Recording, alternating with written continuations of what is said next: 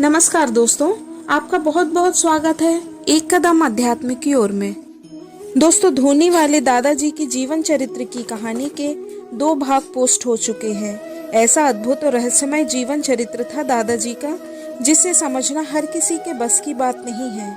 पिछले भाग में हमने सुना कि स्वामी कृष्णानंद जी की सर्प के काटने से मृत्यु हो गई थी। आइए जानते हैं आगे क्या हुआ। क्या सचमुच उनकी मृत्यु हुई थी या यह भी उनकी कोई लीला थी? इनके बारे में जितना भी सोचते हैं उतने ही उलझते जाते हैं।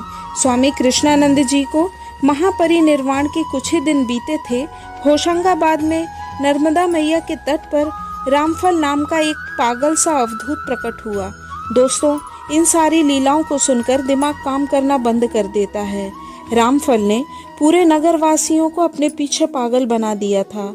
सच्चे अवधूत के जो लक्षण होते हैं वह बालकों के समान होते हैं। होशंगाबाद की गलियों में ईश्वर से अपनी आत्मा को जोड़े हुए, दुनिया और लोगों की परवाह ना करके अपने ही आप में मस्त रहकर रामफल बाबा भटकते रहते थे। बाजार में, सड़कों पर घूमते हुए, गूढ़ भाषा में कुछ बोलते हुए वे घूमते रहते थे।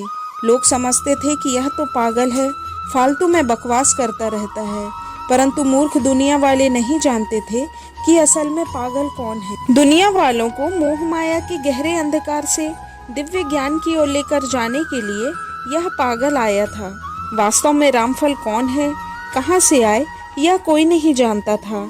इनके समस्त गुण, इनकी कद काठी, इनका सारा ज्ञान कृष्णानंद बाबा जी के जैसे ही थे, परंतु अंतर था तो सिर्फ इतना कि कृष्णानंद बाबा जी धीर गंभीर रहते थे, परंतु रामफल बाबा अपनी प्रभु भक्ति में लीन रहकर दुनिया वालों की परवाह किए बिना अपनी मस्ती में मस्त रहते थे।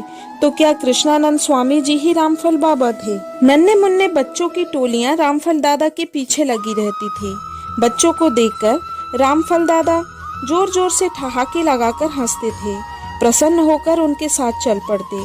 कभी किसी हलवाई की दुकान के सामने खड़े होकर बच्चों के हाथों से मिठाइयाँ लुटवा देते थे और खुद भी लूटकर बच्चों में बांट देते थे। रामफल की ऐसी हरकतें देखकर लोग उन्हें खूब पीटते थे, मगर मार का डर किसे था? उन्हें उस मार में भी ईश्वर का स्वरूप दिखाई देता था। ना समझ लोग रामफल दादा के पास जाकर मृदुल वाणी में कहते, दादाजी हम गरीब हैं, दादाजी हमारा काफी नुकसान हो गया।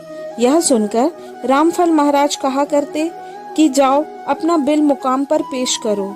भावुक लोग उनकी आज्ञा के अनुसार दूसरे दिन उन्हें ढूंढते ढूंढते उनके पास पहुंचते। होशंगाबाद से कुछ दूरी पर कोकसर मार्ग में एक छोटी सी पुलिया थी। वे अधिकतर वहीं पाए जाते थे।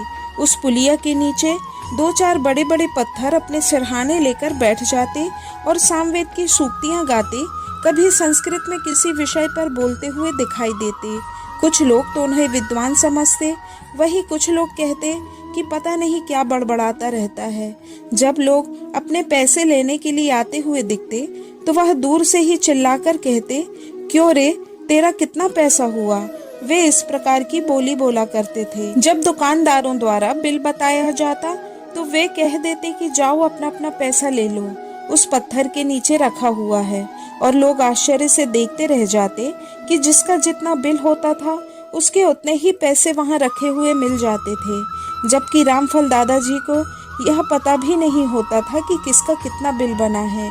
धीरे धीरे रामफल दादाजी को पूरे होशंगाबाद के लोग जानने लगे, क्योंकि वे उनके सामने पागलपन की हरकतें भी करते तो उससे भी कुछ न कुछ ज्ञान प्राप्त हो जाता था। बच्चों के लिए तो वे एक मित्र के समान थे, जो हर प्रकार से उनकी सहायता किया करते थे। बच्चों के बीच भी वह काफी लोकप्रिय थे और बड़े लोगों को चमत्कारी सिद्ध पुरुष के दर्शन का लाभ हो रहा था। पूजनीय रामफल दादाजी कभी कभी होशंगाबाद नगर के बीच में एक विशाल कुआं था, उसके पास बैठे हुए मिलते थे।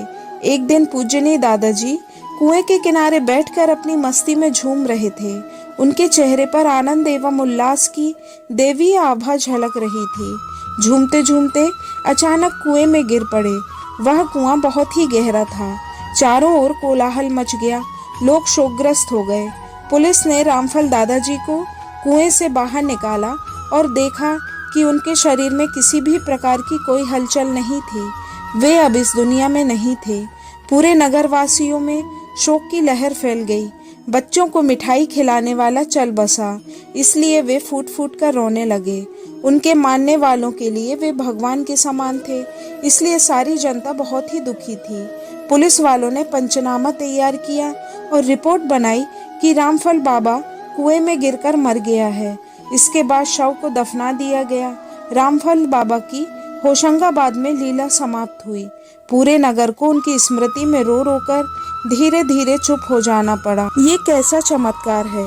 पहले स्वामी कृष्णानंद जी महापरिनिर्वाण को प्राप्त हुए, परंतु फिर रामफल दादाजी के रूप में प्रकट हुए और अब रामफल दादाजी भी मृत्यु को प्राप्त हुए।